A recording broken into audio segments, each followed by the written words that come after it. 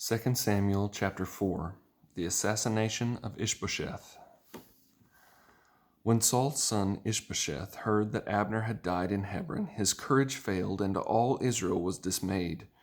Saul's son had two men who were leaders of raiding parties, one named Baanah and the other Rechab, sons of Rimmon the Beerothite of the Benjaminites.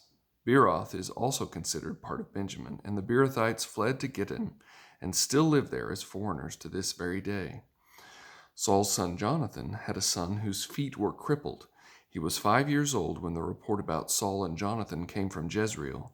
The one who had nursed him picked him up and fled, but as she was hurrying to flee, he fell and became lame. His name was Mephibosheth. Rechab and Baanah, the sons of Rimmon, the Beerothite, set out and arrived at Ish-bosheth's house during the heat of the day while the king was taking his midday nap.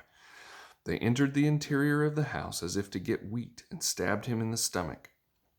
When Rechab and his brother Baanah escaped, they had entered the house while Ish-bosheth was lying on his bed in his bedroom and stabbed him and killed him. Then they beheaded him, took his head, and traveled by way of the Arabah all night.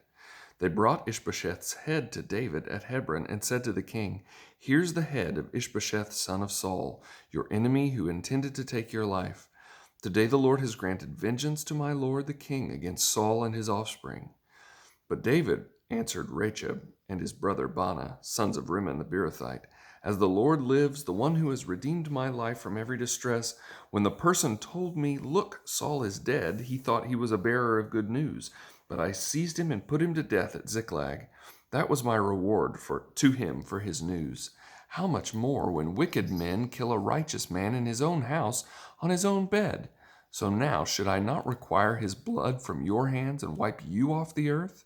So David gave orders to the young men, and they killed Rechab and Baanah. They cut off their hands and feet and hung their bodies by the pool in Hebron. But they took Ish-bosheth's head and buried it in Abner's tomb in Hebron.